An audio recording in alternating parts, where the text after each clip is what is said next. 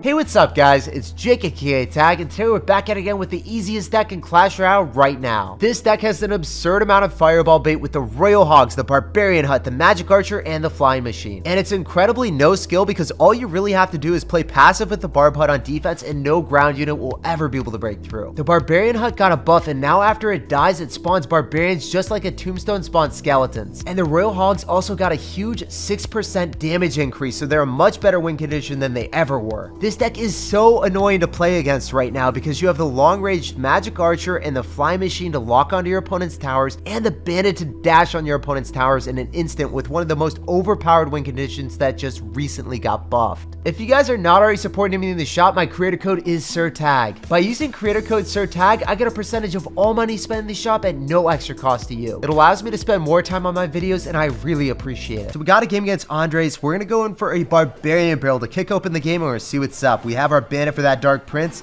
so it's not going to be that big of a nuisance. Also, I'm really hoping that our tower gets a shot off so then we can hit the hull of the Dark Prince. Oh no, please don't hit a skeleton. I was really scared of the graveyard skeleton spawning really quickly. That could have been disastrous, but the Flying Machine doesn't die for a while, so this is really good for us. We're going to be able to kill all the graveyard skeletons with the Flying Machine before it expires. Then we can go for Royal Hogs because he just spent all of his Elixir. He has no Elixir to counter this. And then the Barbarian on counter push, he can't graveyard with it because he already used it. And on top of that, he had to use Snowball. He just dropped 4 Elixir. That gives him no counter push. That is so much better for us.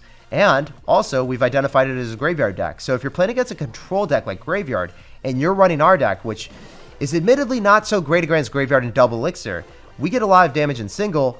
Maybe we can secure the W by just defending after that. So I'm pretty confident that we're in a good spot now.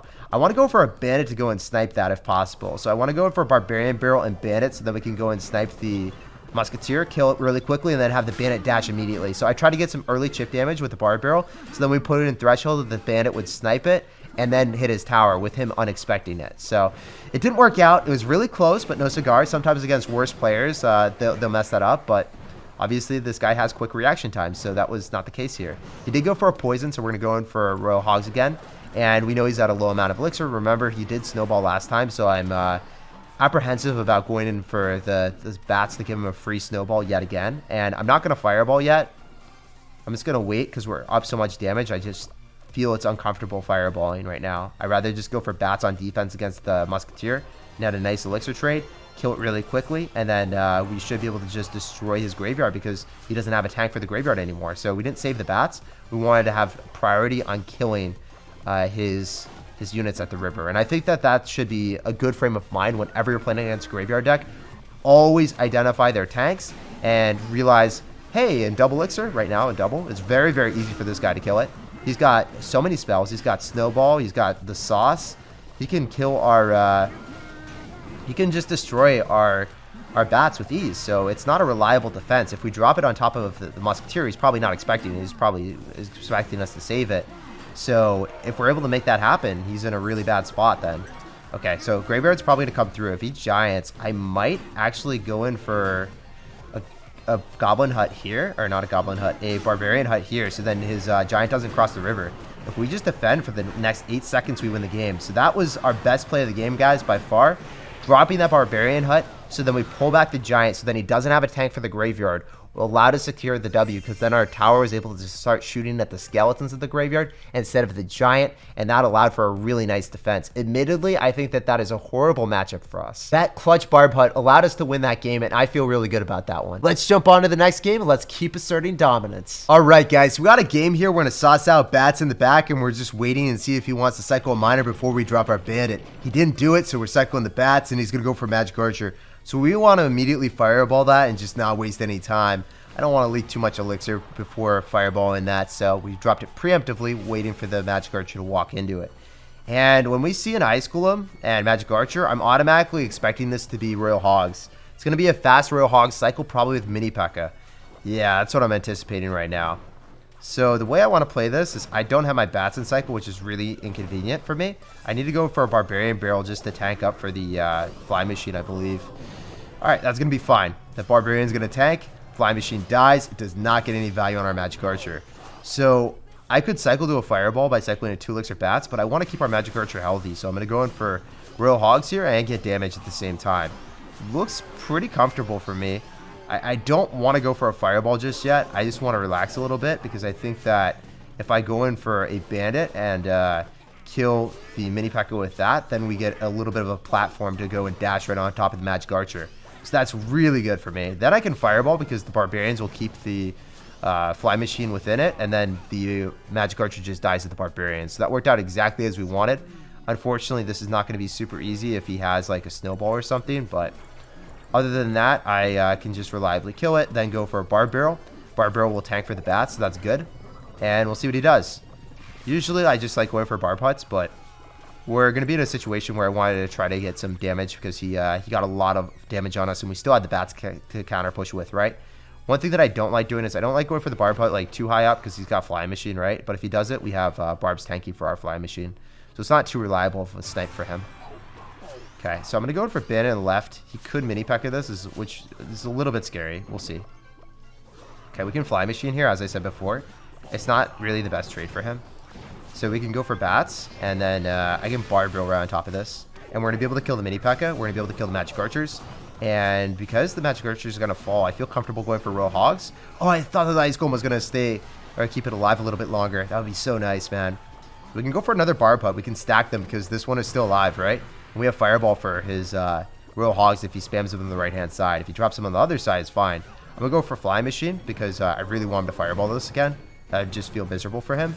And as you guys can see, if we play against another like hog rider, royal hog cycle deck, we have such a good matchup advantage. The barbs just give us an exponential amount of tanks that he can't deal with over time, you know? It's crazy. It's just absurd. So we can just go in for barb hut as soon as our magic archer cycles because I don't want to give him too much fireball value on the tower that he wants. Then we can go for a fly machine as soon as the barbarian gets targeted. So then our fly machine is targeting his while his is not targeting anything of importance. Then we can go in for a magic archer, eat the magic archer on the other side. Oh, wait. Okay, that's stopped in an inconvenient position for me. But the royal hogs are going to get on top of the tower, so we're in a good spot. Now the magic archer dies, so it stops finishing us off. Then we can go for a fireball to finish off his magic archer. And then all the barbs are tanking again, guys. The barbarian horde is doing so much damage. Unfortunately, the magic archer falls, but it's fine. We can go for a barb hut. And I like our situation, guys. I like it a lot. We're up damage. We're up elixir. There's nothing that we could complain about here. I can go for a bandit and kill the magic archer if the skeletons die. Yep, exactly as we anticipated. We want to go for bats here, and then we want to go for fly machine. He could fireball, but if he does that, then he has no answer to the royal hogs. I was hoping he would fireball, man. I was really trying to debate him there. He does fireball. No answer to the royal hogs. We fireball here, and we collect the W. GG. Well played. Peace out, Girl Scout. Pleasure playing against you, and good luck in the rest of your grand challenge. All right, guys. We're jumping right into this game. We're going to cycle bats in the back. We're holding our bandit for the miner. There we go, baby. That's why we never cycle our bandit in the back as the very first play without waiting a split second. It's just better to do that. Sometimes I do that, and I forget, but it is way better to wait if you can hold on and have the patience. Baby Dragon latches on to the fly machine, and I could go for royal hogs, but I'm really scared of people just having random Mega Knights in their deck. So I am not a huge fan of dropping it straight down the middle unless I'm pretty confident that they don't have it. I've seen Mega Knight with a goblin cage and baby dragon far too many times in this meta right now. So unless I see like a knight or something, I would be like, oh, it's graveyard. I can successfully drop it all in the same lane. I'm not going to do that there.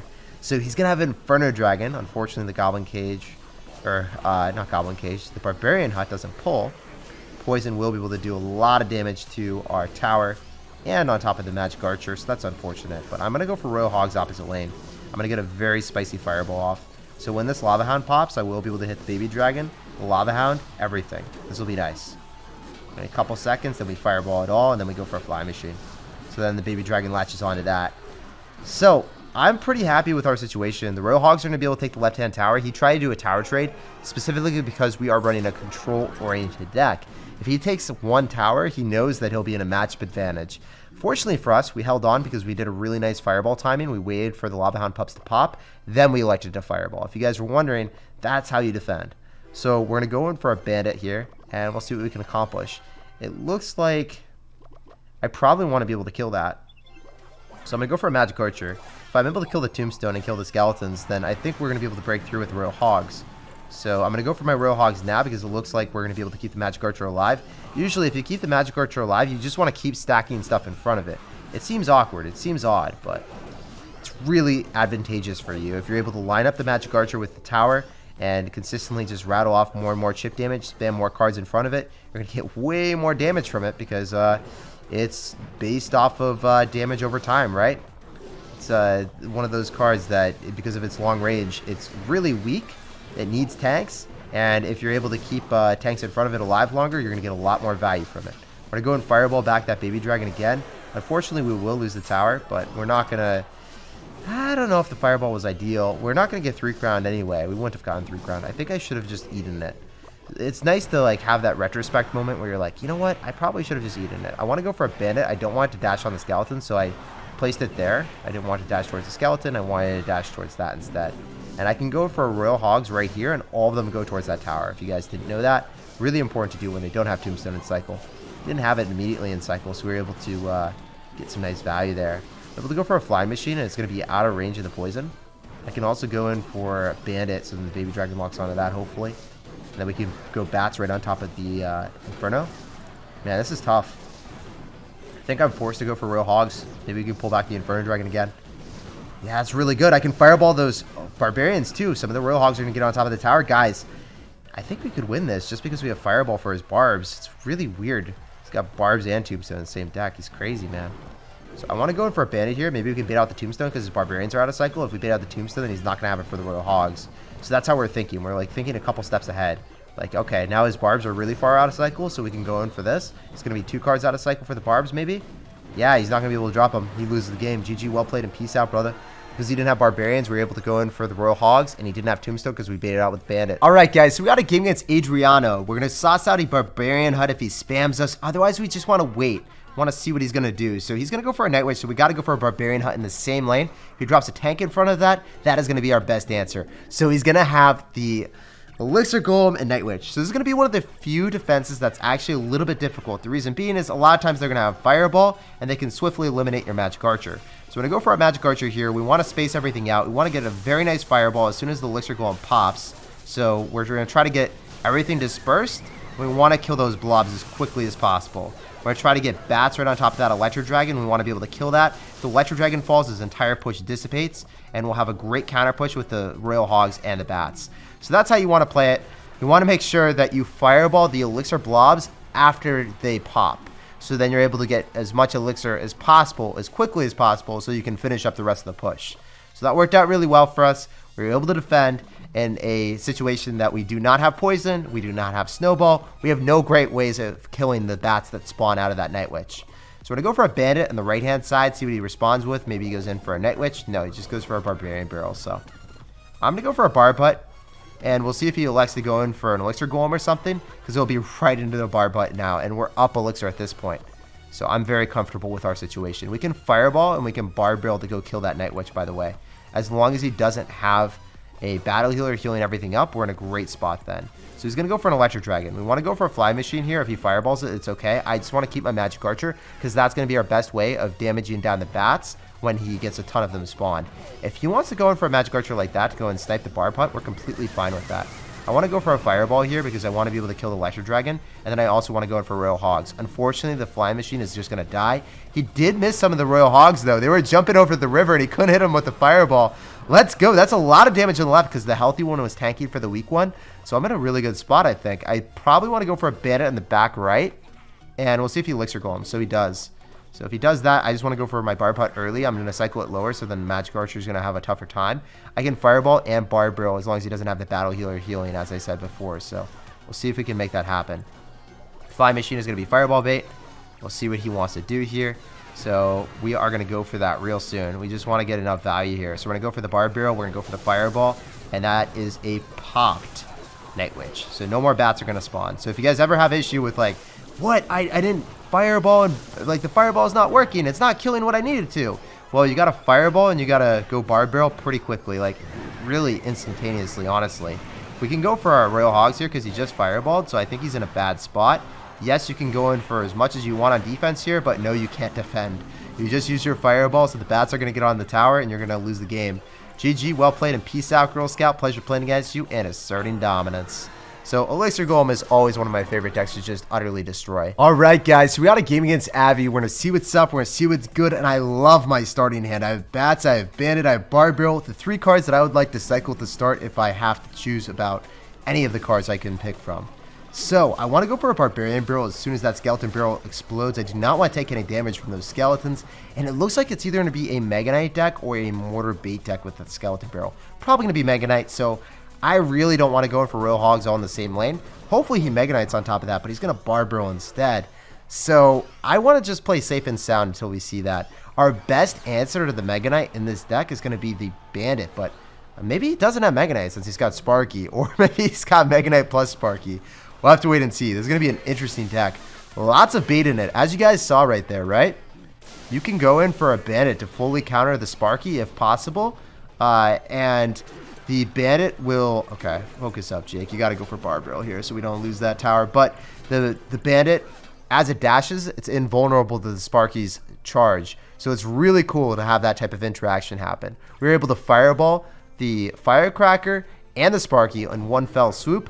And then we were able to deny all damage from the right-hand side with the simple Bats and Barbarian on top of a mini pack of Miners. So that was a positive interaction as well. It looks like if he just continues to go in for Sparky here, I think that the Bandit's going to die this time, but I have a lot of air units to use.